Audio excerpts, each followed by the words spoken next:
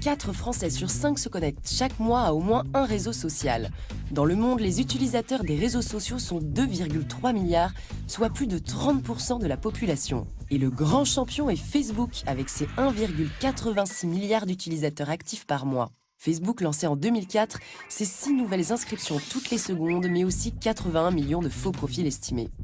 Son chiffre d'affaires est considérable, 27 milliards de dollars en 2016, soit autant que la franchise Star Wars en 40 ans.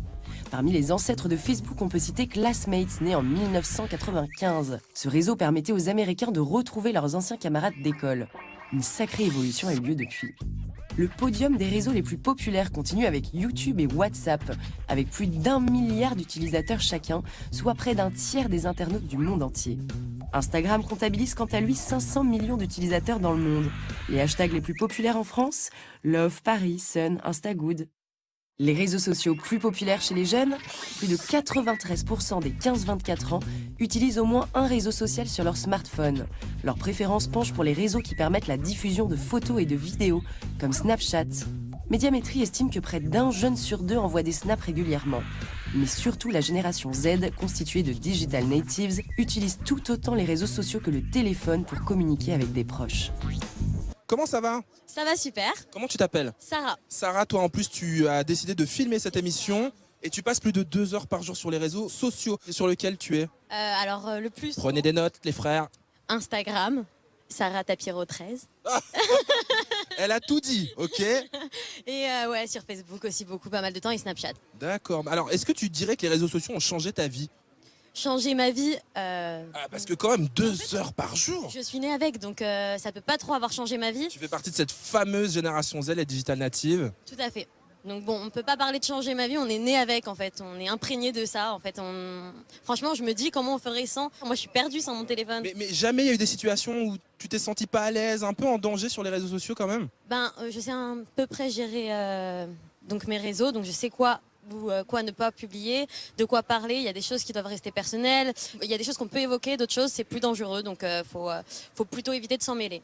Donc voilà. Et on va parler des dangers des réseaux sociaux et avec notamment les risques de harcèlement. Mais d'abord, Thomas Guénolé, bonjour, vous êtes essayiste et politologue, entre autres. Les réseaux sociaux, ils ont bouleversé notre vie pour le pire et pour le meilleur. Quels sont les dangers des réseaux sociaux ? Si je devais vous en citer un en particulier, dont on ne parle pas suffisamment à mon avis, c'est que comme on vit dans une société où les valeurs dominantes sont le consumérisme et le narcissisme, ce à quoi on assiste, c'est finalement une espèce de mise en réseau des narcissismes et une mise en réseau de soi-même en tant que marque. À se prendre en photo comme ça, à prendre des poses copiées sur les stars de ciné ou de télé-réalité, à envoyer une photo pour mendier l'attention et l'approbation d'autrui sur non pas ce que je suis, mais sur ce que je parais. Et donc, vous vous retrouvez à la fois avec un narcissisme vraiment, vraiment exacerbé, mais aussi son pendant négatif qui était évoqué par la demoiselle à l'instant. C'est-à-dire que quand ça se passe bien, c'est très valorisant pour l'ego, mais en même temps, ça repose sur rien, ça repose sur du vent. Et donc, c'est pas les réseaux sociaux en soi qui sont un problème en tant qu'outil, c'est la façon dont nous nous en servons. Vous savez, je crois que c'est dans Platon qu'il y a un passage dans lequel il y a un dialogue entre quelqu'un qui a un personnage qui apporte l'écriture et Pharaon qui dit non mais c'est une très mauvaise idée parce que si on apporte l'écriture, les gens vont plus faire l'effort de se souvenir de quoi que ce soit, donc il faut pas apporter l'écriture comme nouveau média. Et pareil, quand la télé est arrivée, non mais les gens vont arrêter de lire, ça va être une catastrophe. Non, il y a des bienfaits et des méfaits dans chaque média, mais si on s'en tient aux méfaits des réseaux sociaux, c'est simplement que c'est un outil qui, dans la société actuelle, présente ces travers-là. Et il y a des risques évidemment spécifiques pour les enfants et les adolescents qui sont plus fragiles.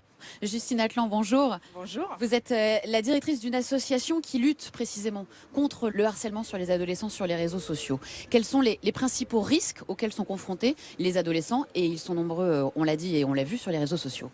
C'est vrai qu'avec la naissance des réseaux sociaux et leur diffusion, en fait, on est changé de type de risque. Avant, les enfants, on les voyait comme effectivement en danger par rapport à ce à quoi ils étaient exposés, comme image globalement ou comme contact dangereux sur Internet. Depuis les réseaux sociaux, en fait, le danger, il vient d'eux-mêmes. Il vient des autres de leur âge. Et puis pour certains, ça va être génial, ça va fonctionner très bien et ils vont devenir la star de leur collège. Et pour les autres, à l'inverse, ça va complètement déclencher une mécanique de harcèlement. et dans laquelle ils vont être pris en spirale avec le harcèlement à l'école qui se prolonge sur les réseaux sociaux, par SMS, sur les messageries, sur Facebook, sur Instagram, sur Snapchat. Et puis il n'y a pas d'adultes sur les réseaux sociaux, ils sont entre eux. Donc c'est vrai qu'il n'y a pas de protecteurs, il n'y a pas de parents, il n'y a pas d'éducateurs. Donc, Et quels conseils donner aux parents pour protéger les enfants par rapport à ça?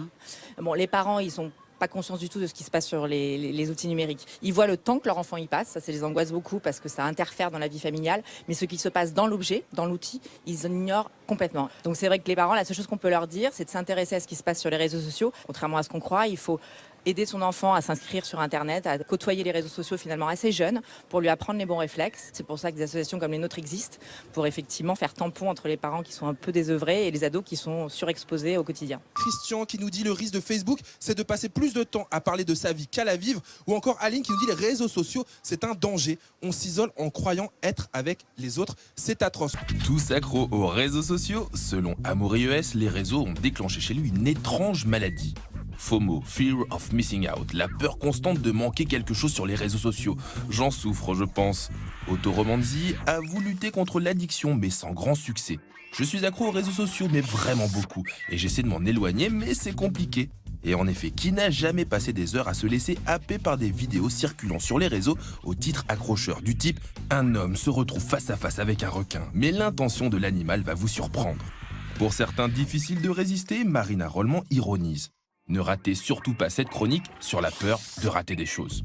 Axel Lafont, quant à elle, avoue être une super addict au réseau et au like dans sa série Addict. 120 là 135.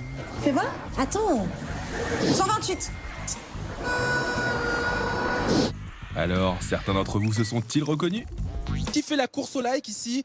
Ah bah, et un de nos cadreurs du jour. Comment ça va, Steve? Ça va super. Bon, Steve, il nous cadre. Est-ce que tu penses que ça va faire des likes cette vidéo-là? J'espère. Hein. Bon, et toi, tu fais la course au like. Plus il y a de likes, plus tu kiffes. Exactement. On va dire que c'est une petite rivalité de popularité entre certains utilisateurs de Facebook, que ce soit les likes aussi sur YouTube, n'importe quel réseau social, les vues sur Snapchat. Est-ce que tu vas produire du contenu, faire des photos, poster des statuts exprès en te disant ça va liker?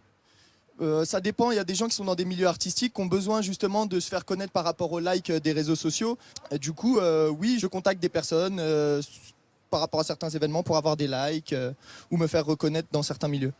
Il y a un autre danger qui est inhérent aux réseaux sociaux, c'est la diffusion de fausses informations. On parle des fake news aux États-Unis, on parle aussi beaucoup de théories du complot. Vous connaissez bien ce sujet, Thomas Huchon. Bonjour, vous êtes journaliste à Spicy et vous avez enquêté sur ce phénomène du complotisme sur les réseaux sociaux. Alors effectivement, je crois qu'il faut bien comprendre quelque chose, c'est que les réseaux sociaux sont devenus la principale source d'information des Français et notamment des plus jeunes. Sur les réseaux sociaux, tous les messages sont un petit peu égalisés. C'est-à-dire que quand vous allez sur le site d'un média particulier, vous avez une hiérarchie des informations. On ne reçoit pas les messages comme venant du Monde, de François ou de RTL. On reçoit le message d'un de nos amis qui a partagé une information. Et donc, émotionnellement, pour nous, on est dans une relation de confiance avec cette personne et donc on imagine que si elle partage quelque chose, eh bien, tout simplement, elle va vérifier que c'est vrai. Premier chiffre, 66% des contenus partagés sur les réseaux sociaux le sont par des gens qui n'ont lu que le titre de l'article. Ce qui veut dire que 2/3 de ce que vous voyez passer sur vos murs sur Facebook, eh bien, les gens ne savent même pas pourquoi ils l'ont partagé. Et en fait, il y a tout un tas de gens qui se sont emparés de ces codes pour nous désinformer. Et ça, c'est un des vrais problèmes des réseaux sociaux aujourd'hui. Est-ce que vous vous informez sur les réseaux sociaux? Ah, monsieur. On va aller voir monsieur. Bonjour, monsieur. Bonjour, madame. Donc vous vous informez sur les réseaux sociaux. Mais vous ne faites pas particulièrement plus confiance à l'information sur les réseaux sociaux que à celle qui peut être diffusée à la télé, à la radio ou dans la presse écrite? Sincèrement, je fais plus de nos jours, sinon depuis un bon moment. Je fais plus confiance à tout ce que je prends sur les réseaux sociaux que ce qu'on me fait parvenir par les informations au niveau des GT. Et pourquoi? Mais parce que c'est fiable. Alors, il y a des gens qui veulent vous répondre. Thomas Huchon, vous vouliez réagir également aux propos de ce monsieur? Je crois qu'il faut bien se rendre compte que les médias ont énormément de défauts, mais ils ont quand même un certain nombre d'avantages. C'est-à-dire qu'on sait comment ils travaillent, on sait comment ils enquêtent, et on est d'accord ou on n'est pas d'accord avec ce qu'ils font, et du coup on peut choisir d'aller regarder tel ou tel média. Les médias en eux-mêmes, ça veut rien dire. Le Figaro, c'est pas Libération, BFM, c'est pas CNews. Et donc je crois qu'il faut arriver à faire la part des choses là-dessus. Et aujourd'hui, la majorité des jeunes s'informent sur Facebook, Et sur Facebook, il n'y a absolument aucune forme de contrôle éditorial de la qualité du travail qui a été fait derrière. Et c'est un vrai problème parce qu'à la fin, eh bien, ça va créer des comportements qui peuvent nous amener à la violence. Je vais juste citer un exemple. Durant la campagne américaine, on a beaucoup parlé d'une affaire qui s'appelle le Pizzagate. Est-ce que quelqu'un a entendu parler du Pizzagate ici? Oui? Oui, il y a des oui, il y a des oui. Alors le Pizzagate, c'est une histoire qui est sortie au début du mois d'octobre 2016 et qui disait que dans une pizzeria à Washington, il y avait un réseau pédophile tenu par Hillary Clinton et John Podesta, son directeur de campagne.